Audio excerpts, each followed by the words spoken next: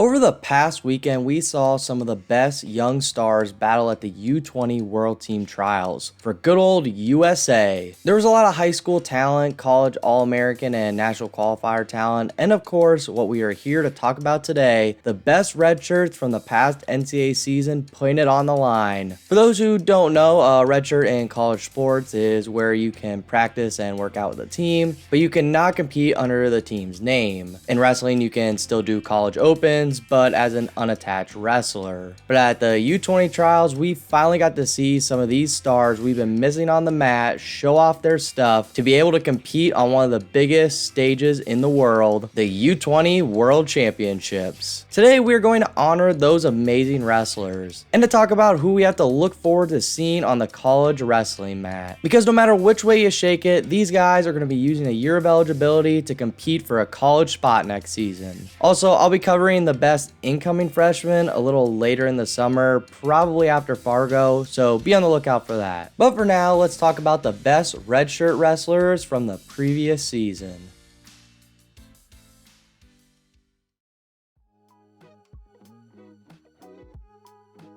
I guess one name I'll start with that is probably on the top of everyone's mind is Andrew Alirez, who I think most people are pretty happy staying put in Northern Colorado, except maybe one fan base. Alirez was on Olympic redshirt last year, but failed to make the 65 kilogram team. He was in the transfer portal for a little while, but then decided to remove himself from that and stay put in Northern Colorado to hopefully win the Bears another national title. Honestly, drop a comment down below if you think he'll be staying at 141 or going up to 149. I've heard both sides of the coins from a few sources. To be honest, I hope he stays at 141 though, because that weight would be absolutely bananas if he stays, but who knows?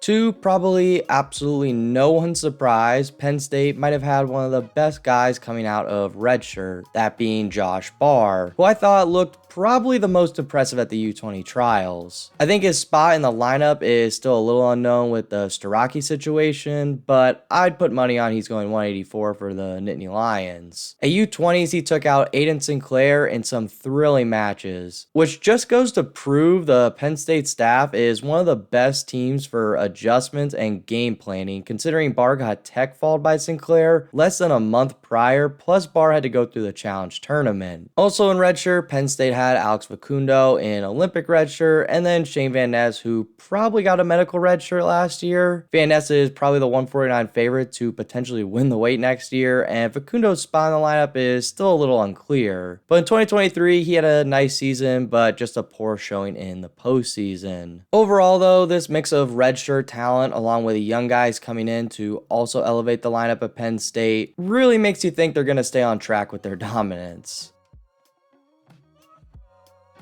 However, speaking of guys who were not freshmen last year but had a redshirt to use, we have North Carolina State's junior world medalist Matthew Singleton, who I believe was in medical redshirt last year. He took out Gabe Arnold during the 2023 U20 World Team Trials, and he showed some serious gains from one season to the next. And even though he was hurt during last season, I think he could really help the Wolfpack get where they need to be for this upcoming year. Coy Biskins is another redshirt for North Carolina State that's been doing pretty well at the U20 Open and U20 Trial Series. He didn't make a team or anything, but he had a really good redshirt season, and he for sure deserves a mention.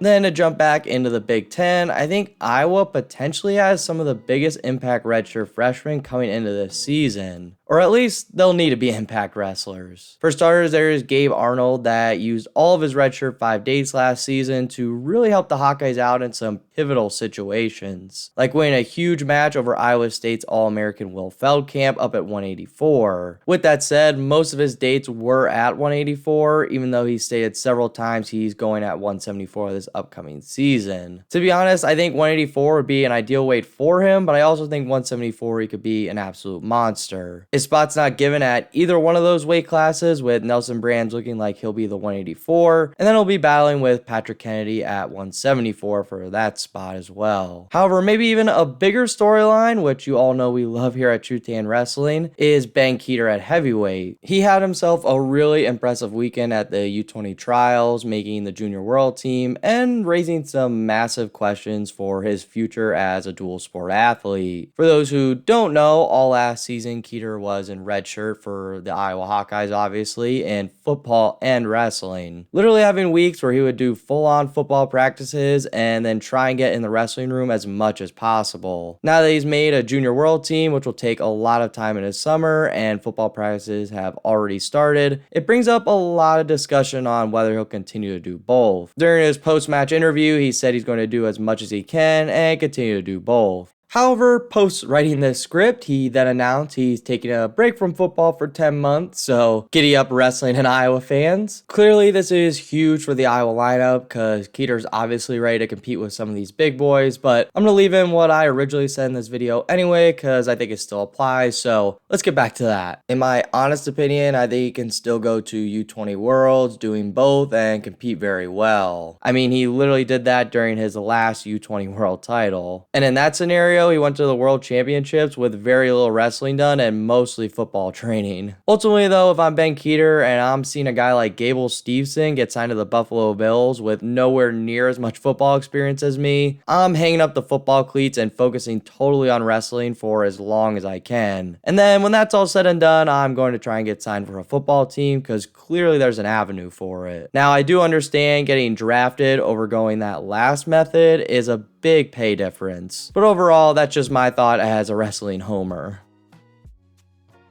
Finally, Iowa will also have Ryder probably going 141 or fighting for the spot at 149. He was a stud in high school and was hurt all last season during redshirt, but I'm hoping he is ready to battle this upcoming year. Moving on to Ohio State, who also has a pretty young core with potentially 3 really young guys who might be favored to make the NCAA finals next year. However, for this video, I think Vinny Kilcree deserves a mention. He had an awesome U20 Open and an alright U20 trials in freestyle. I know he wrestled a ton during his redshirt year, which is great for development. Plus, he'll be battling with Buckeye starter from last year, Brendan McCrone, which might be one of the biggest wrestle-offs to watch this upcoming season, to be honest. I also think Brandon Cannon and Brock Herman both had a nice mixed bag of results last year, and I think they both can compete with Dylan D'Amelio at 149. And to be honest, they should be at that level considering their ranking heading into college. Cannon had a tight match with Mendez last year in the wrestle-off, so I think he is ready to battle against some top-tier wrestlers in the Big Ten. And speaking of top-tier recruits in the Big Ten, we have Ironman runner-up Sam Cartella, who I honestly think is the guy that Northwestern needs to get back on the right track, and he is for sure looking to be an impact guy for them at 149. He had a great redshirt year, being a 2024 All-American in Quinn Kinner of Ryder, and beating Iowa's starting 149 Caleb Ratchin. He also had some other weird losses compared to those wins, but still an impressive resume for a true freshman. Max McElhenney is another hopeful Big Ten star for Minnesota, and he won a lot in high school. However, I heard Salazar is coming back for his last season at 184 for Minnesota, so I really don't know if McElhenney is going to stay and compete with the All-American for the Gophers or bump up to 197. McElhenney also had a super competitive match with the previous mentioned Josh Barr at the U20 trials, but overall still looked very impressive, and his redshirt year was also very impressive as well. Also, Illinois is about to go from nothing to something pretty fast, with top recruit star Cannon Webster leaving redshirt to be the starter at 149 more than likely. The Bronigal brothers are back off Olympic redshirt, and Lucas Bird, a multiple-time All-American, should be back at 133 from medical redshirt.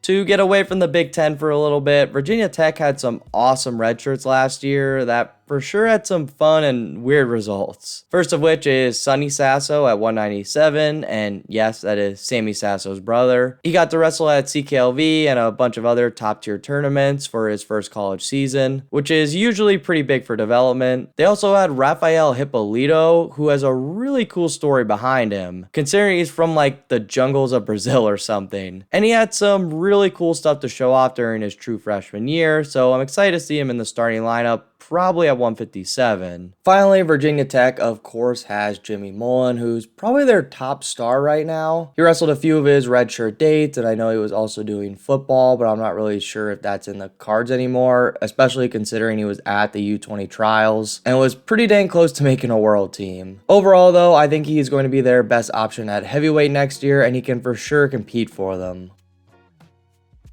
And then, of course, we can't forget to mention everyone's new favorite team, Oklahoma State, who in my mind has two really good guys coming out of redshirt in Cale Hughes, who unfortunately missed weight, I guess, at the U20 trials after looking very impressive to win the U20 Open field. And to be honest, if he can't make 133 now, I don't really know what it'll look like for him during a season. But I also could see him being very competitive in the room at 141, but we'll see. And then, of course, there is Christian Carroll, who took third at the U23 trials.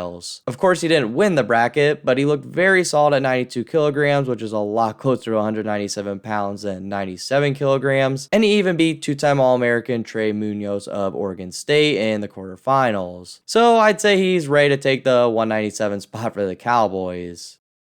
Arizona State, who started to come on really hot near the end of the season, even has a few redshirt guys to keep their eyes on to make their lineup pretty competitive. They'll have Emilio Yusagirren, who will be battling with Jesse Vasquez for the 141 spot, but Yusagirren has beat guys like Brock Hardy, who was a multiple-time All-American. Caleb Larkin made the Olympic trials, beating Jesse Mendez before in freestyle, but he's looking like he'll be a real threat at 149, which I honestly think will be a better weight for him because he looks huge. And then finally for the Sun Devils, I wanted to mention Nico Ruiz, who I thought looked super impressive last year, only losing to David Carr pretty bad, and then losing to Messenbrink 14-11, but that was also very early in the season. Either way, Ruiz looked very good last year, and if those are his only two losses with a bunch of other wins, I mean, that's pretty impressive for a true freshman in college. Then finally, let's end with some smart school love, because I think Princeton and especially Stanford have some hammers coming out of redshirt. Also, to be fair, at Princeton, you can't really redshirt, but you could take a gap year, so take that as you will. Ty Whalen is looking like he'll be back in action and down to 149 for Princeton. He wrestled his first season at 157 with a mixed bag of results, but 149 appears to be his spot, beating Parco last year, who's a four-time All-American now at Iowa, and winning Midlands going 10-0 last season. Stanford, on the other hand, can without a doubt redshirt their wrestlers. And at CKLV, they balled out with some of their young guys, but they ended up redshirting most of them. First of which being Tyler Knox, who dominated Bouzakis of Ohio State last year. And then there was also Lorenzo Norman, who beat Shane Griffith last year. So yeah, I'd say Stanford has some pretty talented young guys for themselves. Well, everyone, that's all I got for you, and that's all the redshirt wrestlers you should be on the lookout for. Most weights, when you really look at them, aren't losing much. Even if they are losing some, they are gaining some young hammers to make the field just as deep, if not deeper in some cases. And to be honest, us here at TrueTan Wrestling are all here for it, because you know we just love good old-fashioned wrestling. If you enjoyed this video, though, be sure to leave a like and hit that subscribe button, along with leaving a comment if I missed any of your favorite wrestlers, because I'm sure I did, because literally hundreds of kids redshirt. But with all that said, I hope you all enjoyed this video once again, and take care, everybody.